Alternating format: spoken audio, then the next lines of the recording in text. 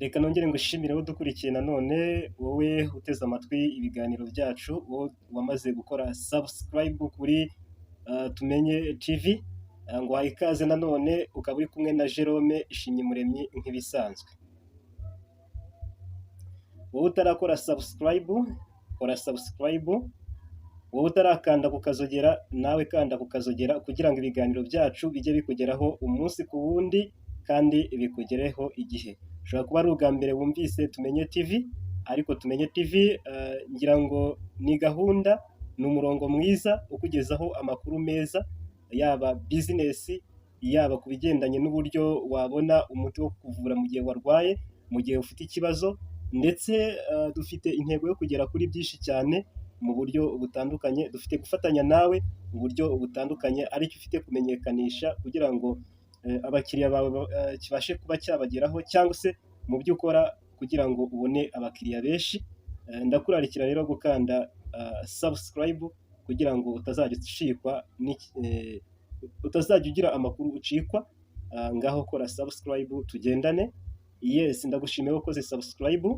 Tukiri aho ushobora no gukanda kuri share, ndetse ugakanda no kuri like kugira ngo ubu nadushyigikiye.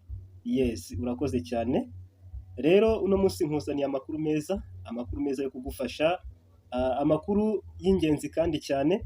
Ndagira ngo utangiye ntuze kujya kure, ahubwo iyi nkuru yose uze kuyumva kandi uyirangize.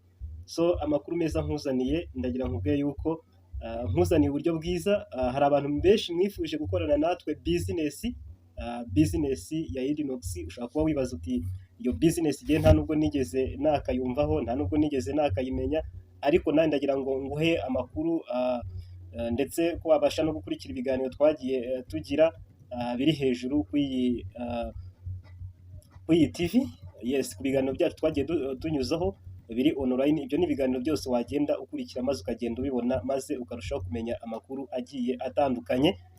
Yes, tugufite business nziza rero, business ya Edinox nka company, nk'uko ubibona kuri screen yacu.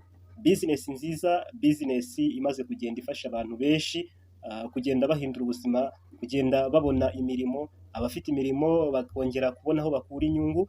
Ngira ngo kubona inyungu kuri iki gihe ni ibintu bihenze kandi cyane. Ngira ngo ukora ikintu kimwe nabyo ukakigumamo ntabwo bitanga inyungu nyinshi, ariko twashyizeho uburyo bwo kugira ngo abantu bajye babasha kubona inyungu, abantu bajye babasha kubona uburyo babona amafaranga kandi cyane binyuze mu buryo bwa Edinox, aho tugufitiye product nziza zibasha kugukiza, ndetse na commissions ndetse n'ama reduction. Ibyo ni ibihembo tugiye tugufitiye muri Edinox. Rero nkaba nkuzaniye amakuru meza ajyanye n'iyi business. Benshi mwahoraga mwibaza, munambaza, munyuze inbox mumbaza ati business igeze he, bigeze hehe. Ndagira ngo ko nkubwire yuko Edinox, yes, Edinox tugeze ku rwego rwiza kandi imaze kugera ku rwego yuko iri business nawe no munsi wa none utatinya kuza ngo utangire. Wowe ufite akazi, yes, wayitangira kandi ukayikora neza. Wowe udafite akazi, we wayikora neza cyane. Yes, ni business ifite platform nziza cyane. Yes, ubasha gukorera online. Yes, nk'uko ubibona Edinox dufite shop irimo ibikoresho binyuranye, dufite ubasha kugura kandi mu buryo bwa online. Ibikoresho ukabigeza ku babikeneye, ndetse ukabona za komisiyo, ukabona ya reduction, ndetse ukabasha kubaka umurongo wo kubona amafaranga kandi mu gihe kitari gito, mu gihe cy'ubuzima bwawe bwose.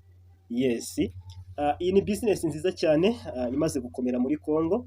Nk'uko mubibona, ndashaka kugaruka hano kuri uyu mugabo, shimira umuvandimwe wacu umaze wo muri Congo, David Muhindo.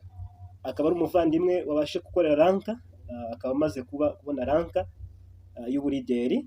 Ngira ngo hano muri Edinox ranka zose zirakorerwa. Iyi ni ranka, yes, uba qualified igihe umaze kugira, yes, abantu wamaze guha amakuru ndetse bagatangira bizinesi 10 ku ruhande rumwe n'abandi 10 ku ruhande rumwe. Ahangaha ukaba umaze no kubona amafaranga atari makeya. David Murihano nk'uko mumubona muri screen akaba yamaze kubigeraho uno muhungu cyane, akaba akagahigo yamaze kugaca ndetse akaba abaye wa kabiri muri Congo ubigezeho, aho bwa mbere byagezweho na Moise ari nawe coach. Yes, tunashimira Moise cyane uri gukora business neza cyane. Ngira ngo nawe ikibazo ukwiye kwibaza ubutaha yaba wowe. Yes, nkanjye nkuko mbishaka, nkuko nanjye nje kuguha no makuru kugira ngo ubutaha abe wowe hano mu Rwanda, na cyane cyane ko ino business ishingiye hano mu Rwanda. Yes, nk'ibihembo cyane cyane muri Congo tukaba tugiye gukora launch mu gihe cya vuba, mu gihe kitari kirekire cyane harategurwa launch. Yes, harategurwa launch nk'uko bibona. Ino akaba ari team yo muri Congo ndetse kuri office. Ahangaha bakaba bari muri training,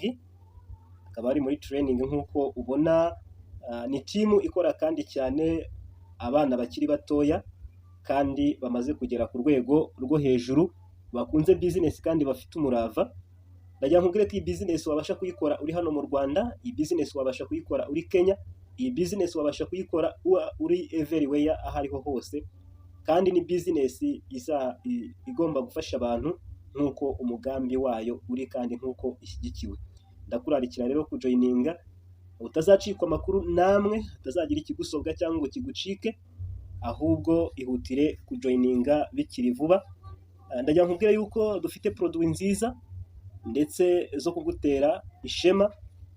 Benshi mwagiye mukunda kandi benshi muca inbox, abandi bakadusanga kuri office mukazitwara ku barwaye mugakira, ku bafite ibibazo bigiye bitandukanye bigakira. Iyi ni business nziza cyane. Yes, igenda ikiza abantu benshi kubera produit tugufitiye, produit nziza cyane zigenda zikiza abantu.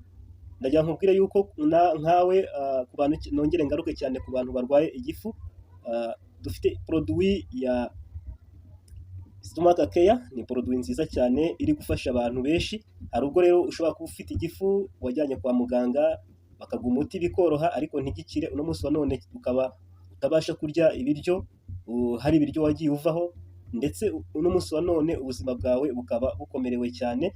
Hano tugufitiye produit nziza cyane ya Stomach Care. Stomach Care ikaba ari ku giciro kitari kinini, aho igura amafaranga makeya kuri promotion. Mu nkuru nziza nayo nakuzaniye irimo, ngira ngo urabona iyi produit muri screen. Ngiyi produit nziza cyane, ndetse wabasha kuyifatana na double stimusere, tubiguhera ku mafaranga makeya, bikaba byabasha kugukiza indwara kandi ugakira kandi mu buryo bwa burundu. Bityo bya biryo wari waravuyeho ukabasha kubirya, bya bindi utabasha kurya ukabasha kubirya kandi ukabasha kumererwa neza cyane. Rero ndagira nkubwire yuko wowe urwaye igifu, ihutire kutuvugisha kuri ya nimero ya 0788 93 110 tukugezeho ino produit ya Stomach Care, ndetse ubashe kuyikorana ufashe kuyifatana na double stimusere. Ndagira nkubwire ko uno munsi wa none tukiri kuri promotion. Urumva ko ni amahirwe kandi menshi cyane yo kuba waza ugakoresha ino produit.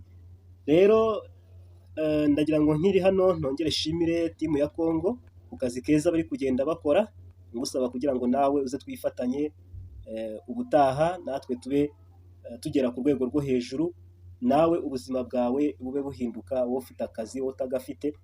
Ni byiza cyane, icyiza cyane buriya nuko wadusanga kuri office maze tukaguha amakuru, ubuzima nawe bukabasha kuba bwahinduka. Uno munsi wa none rero nkaba nakuzaniye amakuru meza kandi menshi cyane.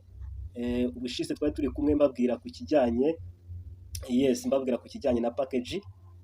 Subiza ikibazo mwibazaga uburyo watangira business. Benshi mwibazaga business twayitangira gute. Hari n'abambwiye bitewe nuko muri iki gihe cya none amafaranga yabuze, ko kugura token bihenze, ariko tukaba twabyizeho tugashaka igisubizo, tukaba twakuzaniye promotion. Iyi promotion akaba ari amakuru meza nakuzaniye, kandi nanone shaka yuko ndetse nizera yuko benshi mugiye kuyabyaza umusaruro. Yego, wambaza uti promotion imeze gute? Yesiri promotion niyo ngiye kuza mva imuzingo. nkubwira kuri poromosiyo nziza tugufitiye. Ubushize twari twavuze, nari nababwiye ku makuru y'uburyo watangira bizinesi, aho tugufitiye uburyo bune cyangwa se inzira enye watangiramo bizinesi. Izo nzira ni uburyo bwo kugura tokenizi. Kugura tokenizi, wamara kugura tokenizi, ibyo bikaguhesha kuba umunyamuryango totali. Yes, nk'uko ubibona muri platform ubasha kugura tokenizi. Dufite tokenizi ya platinum y'amadolari 100,000. Ibi ni miliyoni y'amanyarwanda. Ahangaha ushobora gutangira kandi ukaba utangiye neza, ukajya ubona inyungu yo hejuru. Ushobora gutangira kuri gold ya madolari 500. Ibi ni 500 by'amanyarwanda. Ushobora no gutangira kuri silver y'amadolari 100. Ahangaha ni 100 by'amanyarwanda. Ushobora no gutangira kuri bronze. Ahangaha ni 50 by'amanyarwanda.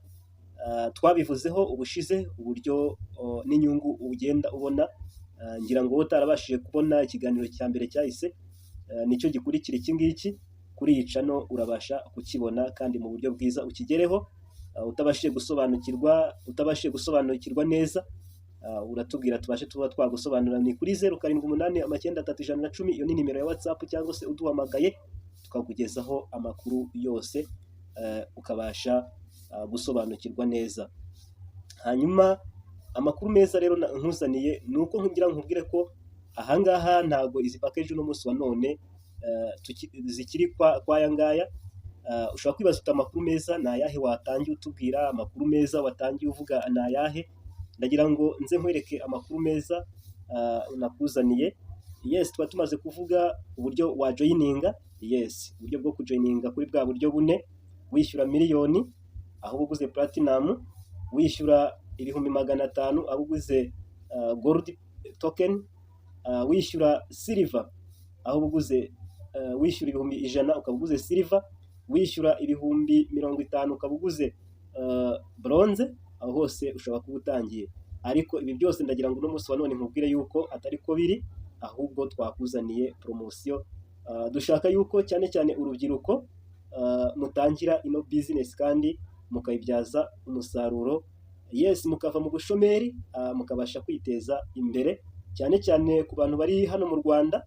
Yes, navuga ko ari Nyarurembo, abantu bari Congo ndetse n'abantu bari Kenya. Twabashyiriyeho promosiyo cyane cyane ku bantu b'urubyiruko, ariko uwo ari we wese ubishaka kandi ubyifuza twamushyiraho promosiyo yuko uno munsi wa none agomba gutangira ino business bitamusabye ibintu bihenze cyane. Nayo mpamvu twabashije guhindura zino package tugashyiraho promosiyo ku muntu wifuza gutangira business. Ya package ya platinum twayimanuye tuyishyira ku madolari 600 cyangwa se 600 by'amanyarwanda. Ukaba wabasha gutangira business ndetse ukabona inyungu nk'izo ugomba yes kubona. Ubu ni uburyo bwiza. Package ya gold twayimanuye tuyishyira ku madolari 200 aho kuba 500. Silver ku 30,000 aho kuba 50. Bronze aho kuba 50,000 nayo yagiye kuri 15. Ngira ngo ubu ni uburyo bwiza bwo kuba waza ukabyaza ino business umusaruro, maze ubuzima bugahinduka, ubuzima bwawe bukagenda neza. Ubu ni uburyo bwiza kandi ndagira nkubwire ko iyi promosiyo ugomba kwihutira kwibyaza umusaruro, kuko iraza kumara igihe kitari kinini cyane. Kuko iyi promosiyo mumbabare gato, iyi promosiyo iraza kumara iraza kurangira na tariki 31 z'uku kwezi kwa gatatu. Uno munsi tukaba turi tariki 13 nimba ntibeshye. Urumva iminsi isigaye irabarirwa ku ntoki. Ihutire rero kubyaza ano mahirwe umusaruro.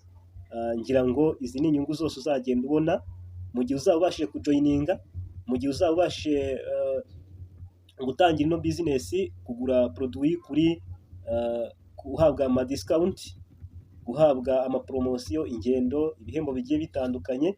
Ngira ngo byose ni ibihembo tugiye tugufitiye kandi bigomba kubasha kuba byatuma utera imbere.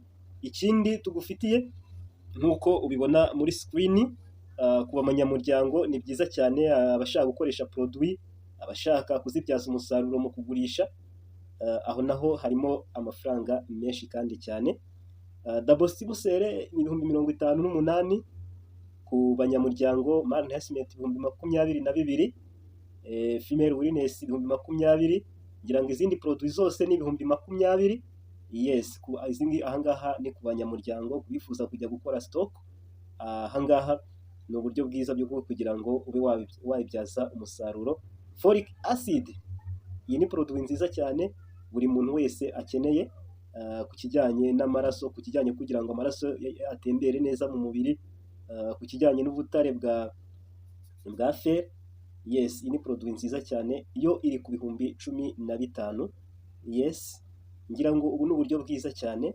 Aya ni amakuru atagomba kugucika, ugomba kubyaza umusaruro, ugatangira bitakuvunnye kandi bitakugoye. Kwishyura ibihumbi 600, ibihumbi 200, 30, 15 ukaba umunyamuryango.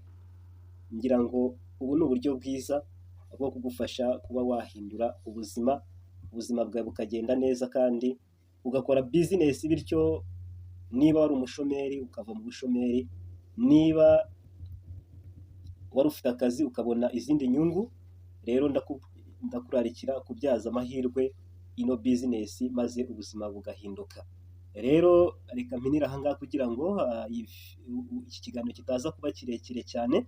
Ndagushimiye wowe waduteze amatwi dutangira kugeza ahangaha dushoreje. Ndagushimiye wowe ugiye kubyaza aya mahirwe umusaruro. Ndagushimiye wowe ugiye kubyaza iyi promosiyo umusaruro. Kugira ngo udacikwa n'amakuru ayo ari yo yose, kora subscribe. Yes, kanda ku ijambo subscribe kandi no kukazogera, ibiganiro byacu bijye bikugeraho umunsi ku wundi. Rero reka muhirwe, mwari kumwe na Jerome. Ntabwo nasoza ntakubwira aho ushobora kudusanga. Ahambere ushobora guhurira, yes, ni kuri nimero ya WhatsApp 078 110 934, ndetse ushobora no kuduhamagara kuri iyo nimero. Ushobora no kudusanga kuri ofisi aho dukorera ku Gisozi, maze tukaguha amakuru. Ushobora no kubwira waguhaye amakuru akagusobanura neza, cyangwa se ukaza kuri ofisi. Reka mbashimire we tumaranye umwanya. Reka nkwifurize ibihe byiza. Reka Uwiteka akomeze aturinde. Reka duhurire hejuru. See you.